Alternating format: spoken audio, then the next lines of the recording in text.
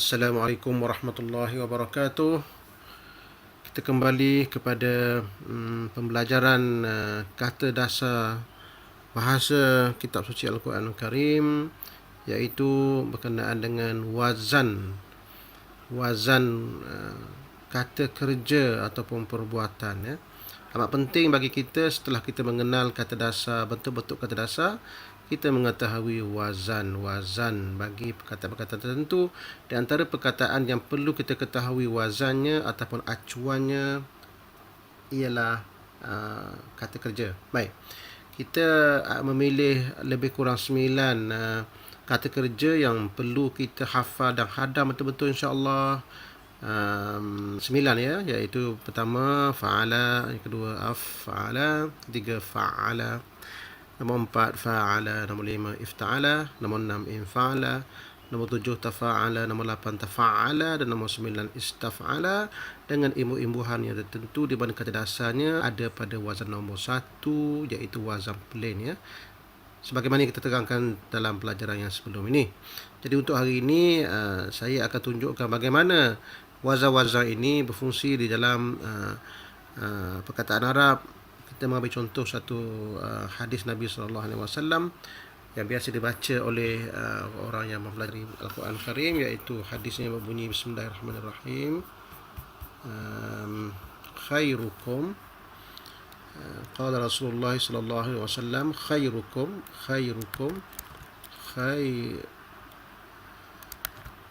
minta maaf, khairukum, tulisnya khairukum man. Untuk pengetahuan kita, baris sebenarnya optional dalam bahasa Arab sebenarnya, yang Al-Quran dan hadis saja dibariskan, manakala teks biasa tidak dibariskan dan perlu disebut dan dibaca terus, ya. Tapi untuk hadis Nabi kita akan bariskan, insya-Allah, supaya tak silap sebutannya. Khairukum man ta'allamal Qur'ana wa 'allamahu.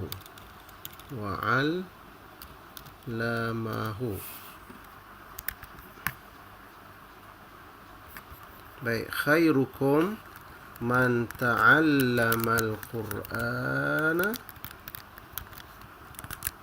wa 'allamahu.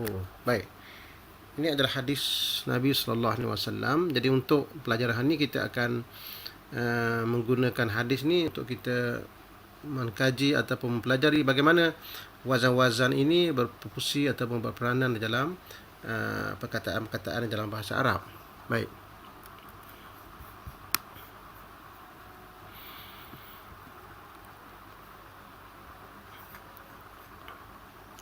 Baik, sebelum kita pergi kepada wazan, apa kata kita ulang kaji dahulu kata dasar setiap perkataan yang kita jumpai, insya-Allah. Khairukum, apa kata dasar bagi khairukum? Kata dasar bagi khairukum ialah kha, ya dan ra. Kha, ya dan ra, di mana ya ini adalah huruf illah, ya. Manakala perkataan kum ni dia tidak mempunyai kata dasar, dia adalah dhamir atau dikenali sebagai kata ganti nama. Kum, kamu. Assalamualaikum. Kum itu adalah kamu. Jadi dia tak kira ada kata dasar, tak ada. Dia dua saja perkataan itu, maka tak dikira sebagai kata dasar. Ganti nama ataupun dhamir ni di antara perkataan yang tidak mempunyai kata dasar. Man adalah maksudnya yang ataupun siapa, man, jadi dia pun tidak ada kata dasar. Untuk perkataan yang tidak ada kata dasar ni, kita dah khaskan satu bab khas untuk perkataan-perkataan ataupun jenis-jenis perkataan yang tidak mempunyai kata dasar. Dia tak banyak sebenarnya, dia ada beberapa kategori. Jadi boleh rujuk dalam buku teks kita, dalam buku surat, dalam bab yang ke-19, saya ingat itu, dalam bab yang ke-19 ataupun tajuk kaedah ke-19, perkataan-perkataan yang tidak mempunyai kata dasar. Baik, kita tinggalkan dulu perkataan yang tidak kata dasar ni, insya-Allah. Man maksudnya siapa? Ingat sikit je, man maksudnya sesiapa, kum maksudnya kamu, khairukum, ya. Man, sesiapa. Baik, perkataan ta'allama ini, perkataan ta'allama, kalau dilihat dia ni mempunyai kata dasar apa? Kata dasarnya ain, lam dan mim. Perkataan Al-Quran, kata dasarnya ialah qaf, ra dan nun, ya. Bukan nun, ya. Qaf, ra dan hamzah. Nun ini adalah imbuhan, ya. Qaf, ra dan hamzah. Kerana kalau kita kata qaf, ra dan nun, dia akan jadi makna lain. Jadi dia punya kata dasar dia qaf, ra dan hamzah nun ni adalah imbuhan. Waw adalah kata penghubung yang juga tidak mempunyai kata dasar ya. Allama satu perkataan, kata dasarnya juga ain, lam dan mim. Jadi kata dasar bagi perkataan ta'allama dan allama ni adalah sama ya. Cuma yang bezanya adalah wazan. Kita akan belajar insya-Allah lepas ni. Hu ini adalah nya ya, nya ataupun dia lah, dia mengajar dia. Jadi allama, dia perkataan allama hu ni adalah yang hu ni adalah dhamir. Jadi tak termasuk di dalam yang perkataan yang ada kata dasar. Baik. Sekarang ni menggunakan hadis ini kita akan mengkaji bagaimana kata dasar ataupun wazan-wazan yang kita belajar ini berfungsi ya. Baik. Kita mulakan dengan khairukum. Baik, perkataan khairukum ini kalau kita tengok di dalam wazan kita ini, ada tak perkataan yang match dengan perkataan khairukum, wazan dia? Perkataan pertama bagi atas, yang kedua mati dan akhir bagi depan. Khairu, ada tak? Perhatikan ada tak perkataan khairu? Ni tak ada. Ni bagi atas ya. Ini bukan baru mati tengah ni, ini hidup ni ya. Ini dia punya fa'ala, fa'ila, fa'ula ni ya. Jadi kita pastikan bahawa 99 wazan ini tidak ada yang match dengan perkataan khairukum dari segi wazan ni, tak boleh masuk dalam acuan ni, dia tak boleh masuk ya.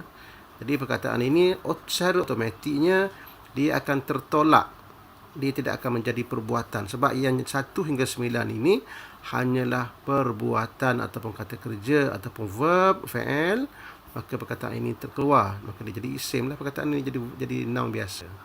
Khairukum. Jadi kalau nak cari perkataan khairukum ni, kalau kerana dia bukan perbuatan, maka kita cari secara terus ya. Khayan, cari perkataan tu. Kalau nak cari kamus, kita dalam buku teks itu kita ada sediakan kamus ataupun senarai kata dasar dalam Quran.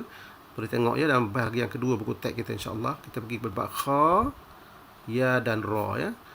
Kha, ya dan ra dia akan ada kat sini. Kha, ya dan ra. Dan perkataan yang kita cari itu dia akan ada terus pada buku teks tu. Terus ada khairun. Cuba baris sikit ya bezanya. Khairun.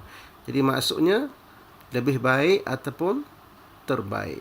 Lebih baik ataupun terbaik. Terus dapat makna tu. Sebab ini perkataan ni tak ada masalah lah. Dia adalah perkataan biasa. Bukan melibatkan perbuatan. Mengenai perkataan kum ni kita dah bagi tahu tadi. Dia perkataan yang tidak ada kata dasar.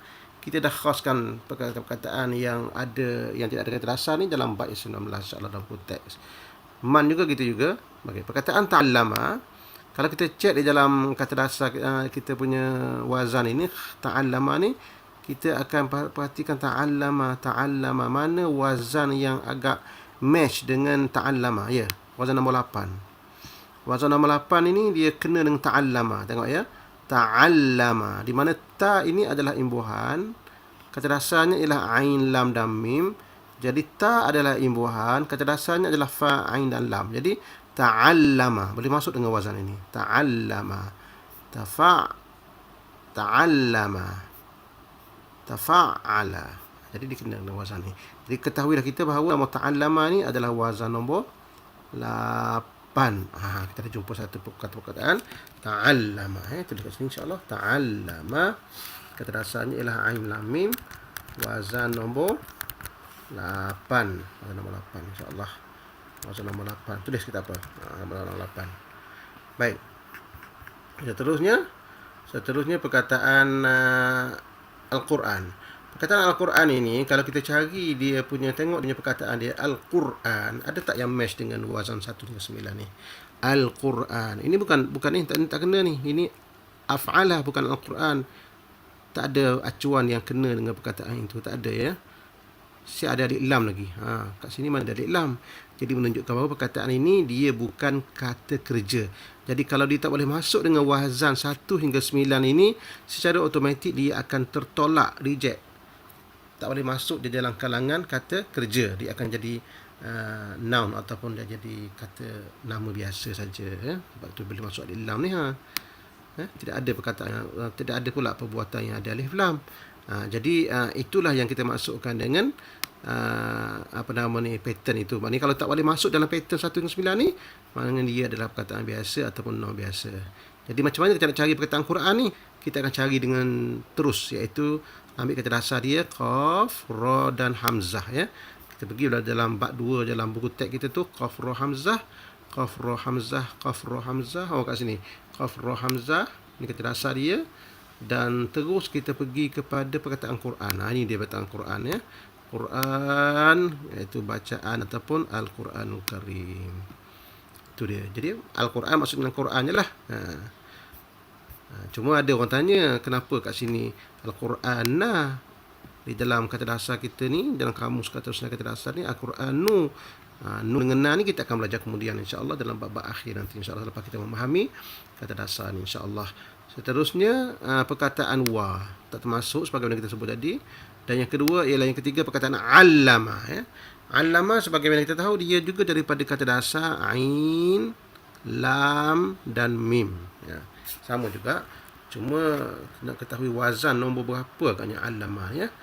Kita tengok jadual kita, allama. Ini allama ni dia punya tengah dia ni digandakan. Jadi nombor 1 tak, nombor 2 pun tak, nombor 3 nombor 3 kemungkinannya allama. Kalau nombor lain ada sabdu lagi, nombor 8. Nombor 8 mungkin tak, sebab nombor 8 dia ada satu penambahan lagi, nama dia ta.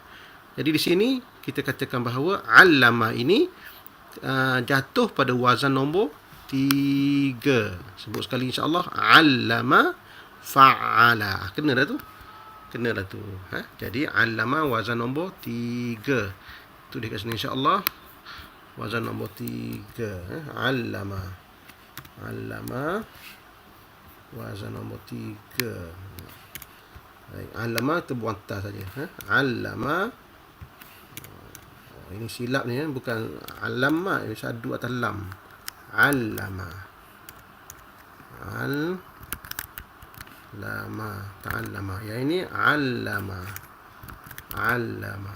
Jadi allama ini wazan nombor apa tu? Nombor 3 ya. Nombor 3 ya. Jadi kita dalam hadis satu potong hadis ni kita dah jumpa dua perkataan yang kita katakan dia adalah yang boleh match dengan kata kerja ya, allama. Baik.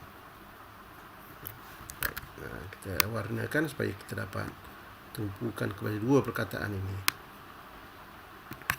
Jadi sekarang ni kita dah dapat terjemahkan hadis ini. Khairu, sebaik-baik, kamu, man, sesiapa, Al-Quran dan nya.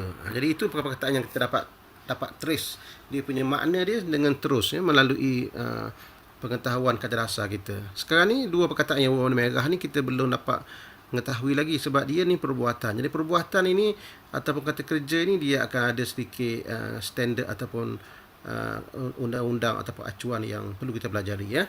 Jadi kita pergi kepada kata dasar untuk mengetahui makna dia. Kata dasar ni ialah ain lam mim. Dia punya wazan nombor 8 ya. Jadi kita pergi kepada senarai kata dasar di dalam bab kedua kamu kita. Alam. Ini dia kata dasar ain lam mim. Kita akan mencari wazan. Yang kita mahu ialah wazan nombor 8 dan 3 ya. 8 dan 3. Baik. Alima.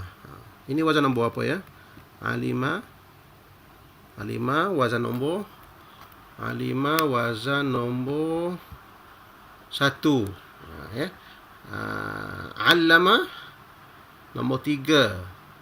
Ta'allama nombor 8. Kena hafal wazan itu ni. Alima ni nombor 1 ya, pattern. Alima yakni fa'ila, yang nombor 1 tu ini alima.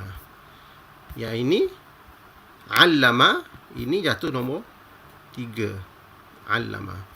Yang ini ta'allama nombor 8. Jatuh pada nombor 8. Jadi dapat tu insya-Allah kita dah dapat tulis tadi punya wazan dia, cuma nak tahu makna dia je ya. Tahu makna dia. Okey, kita mulakan dengan allama. Allama maksudnya mengajar. Allama wazan nombor 3 tu maknanya mengajar. Mengajar. Baik. Kita tengok pula wazan nombor 8. Wazan nombor 8 maksudnya belajar. Nombor 8 maksudnya belajar. Jadi dapatlah tu. Jadi ta'allama wazan nombor 8 maksudnya belajar. 'allama maksudnya mengajar. Jadi automatik kita akan dapat terjemahkan ataupun memahami mentadabbur makna hadis ini tanpa kita berkata kepada terjemahan lagi. Kita dah faham dah insya-Allah. Jadi kata dasar ain lam mim ni dia bermaksud belajar ilmu, belajar. Jadi kalau ta'allama belajar, 'allama mengajar. Biasanya ingat macam itulah. Ta'allama wazan nombor 8 belajar, 'allama mengajar. Dalam Quran pun ada. Iqra' bismi rabbikal ladzi khalaq, khalaqal insana min 'alaq. Iqra' wa rabbukal akram alladzi 'allama. Ini bukan 'allama, dia mengajar. 'Allama bil qalam. Baik, jadi automatik kita dapat trace ataupun memahami fungsi setiap perkataan dalam Quran, terutamanya kata dasar ni, melalui terutamanya perkataan yang berbentuk perbuatan ini melalui pemahaman kita terhadap wazan. Jadi persoalan kita, setiap wazan berubah maka berubahlah makna. Tetapi setiap perkataan itu dia akan mempunyai makna asas, dan makna asas kat sini kita kena trace sendirilah. Apakah makna asas bagi perkataan ain lam mim ni? Makna asas bagi perkataan ain lam mim ini ialah tahu. Jadi perkataan makna asasnya adalah tahu, ya. Daripada tahu sinilah maknanya ilmu, pengetahuan, alima, tahu, 'allama wazan nombor 3 mengajar, ta'allama belajar dan sebagainya. Semua perkataan ini berasas daripada kata dasar ain lam mim yang memberi makna asasnya tahu. Itulah dia fungsi ataupun cara kita nak memahami kata dasar dan wazan-wazan yang timbul daripada kata-kata perbuatan itu.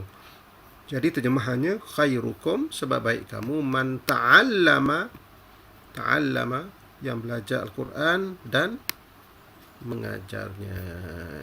Jadi itu sahaja untuk pelajaran hari ini insya-Allah, dan mudah-mudahan kita akan dapat menambil manfaat daripada kaedah kata dasar yang cuba kita perkenalkan ini insya-Allah, dan sebar-sebarkanlah kepada rakan-rakan, kawan-kawan yang berminat untuk mempelajari bahasa kitab suci Al-Quran Karim ini. Wallahu a'lam bissawab. Assalamualaikum warahmatullahi wabarakatuh.